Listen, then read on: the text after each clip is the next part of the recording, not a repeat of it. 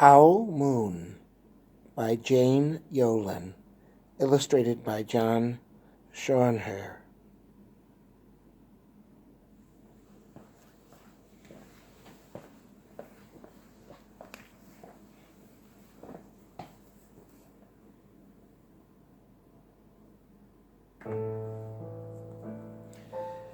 It was late one night, long past my bedtime, when Paul and I went owling. There was no wind, and the trees stood still as giant statues. And the moon was so bright, the skies seemed to shine. Somewhere behind us, a train whistle blew, a long, low, like sad, sad song.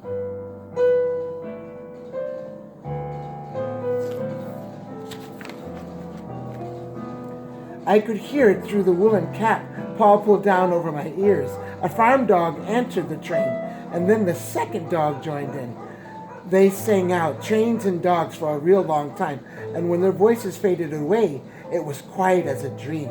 We walked on toward the woods, Paul and I.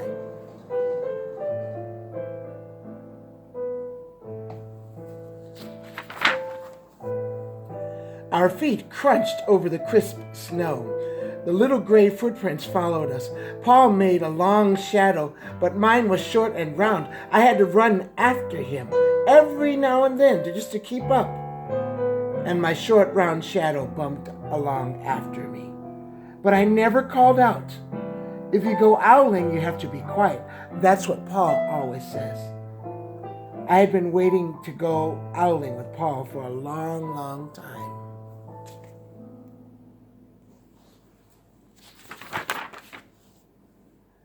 We reached the line of pine trees, black and pointy against the sky, and Paul held up his hand, and I stopped right where I was and waited.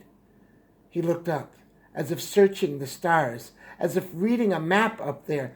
The moon made his face into a silver mask. Then he called out, "Hoo, hoo, hoo, hoo, hoo," the sound of a great owl. "Hoo, hoo, hoo."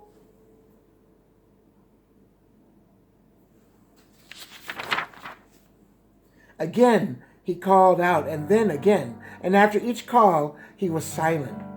And for a moment, we both listened, but there was no answer. Paul shrugged, and I shrugged.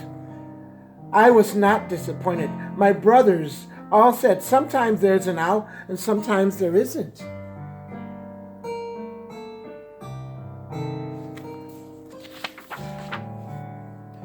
We walked on. I could feel the cold, as if someone's icy hand was palmed down on my back, and my nose and the tops of my cheeks felt cold and hot at the same time. But I never said a word. When you go owling, you have to be quiet and make your own heat.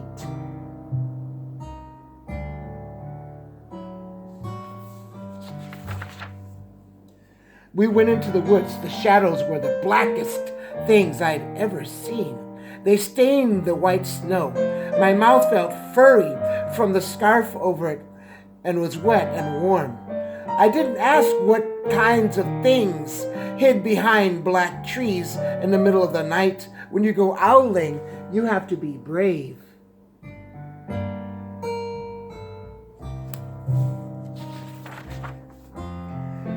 Then we came to a clearing in the dark woods. The moon was so high right above us, it seemed to fit exactly over the center of the clearing, and the snow below it was whiter than the milk in a cereal bowl. That's pretty white.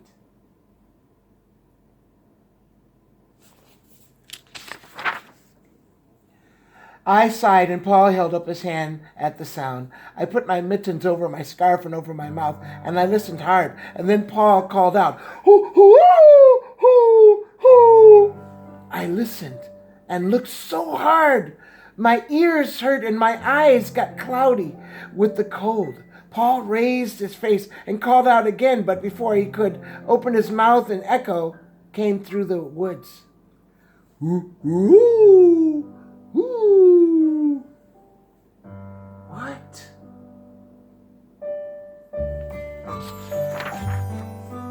Paul smiled, and then he called back, "Hoo, hoo, hoo, just as if he and the owl were talking about supper or the woods or the moon or the cold.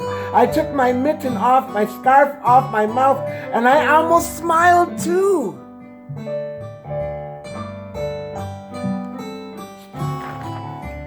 The owl's call came closer from high up in the trees on the edge of the meadow. Nothing in the meadow moved. All of a sudden, an owl's shadow, part of a big tree shadow, lifted off and flew right over us. We watched silently with the heat of our mouths and the heat of all those words we had not spoken. The shadow hooted again.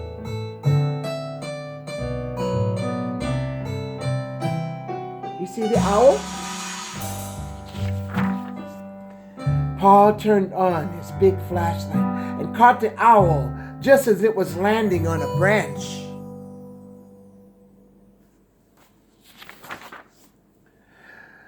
For 1 minute, maybe 3 minutes, maybe 100 minutes, we stared at one another.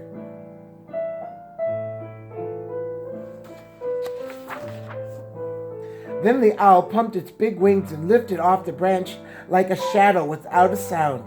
It flew back into the forest. "Time to go home," Paul said to me. I knew then that I could talk, that I could even laugh out loud, but I was a shadow, and I walked home quietly.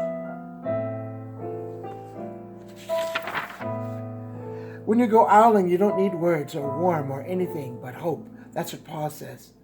The kind of hope that flies on silent wings under a shining owl moon.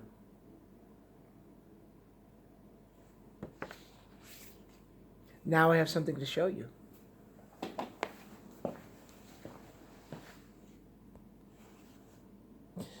This, boys and girls, is a real owl feather.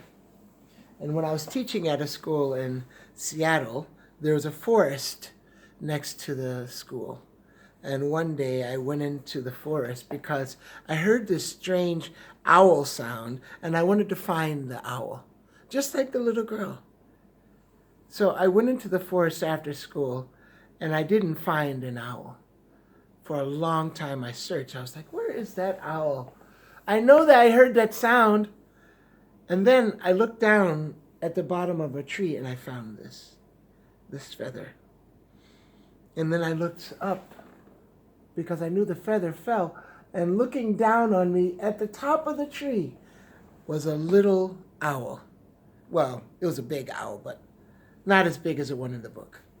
And this feather fell from that owl. And I said, thank you. And I then went back to school. Okay, that's my owl story. Thank you.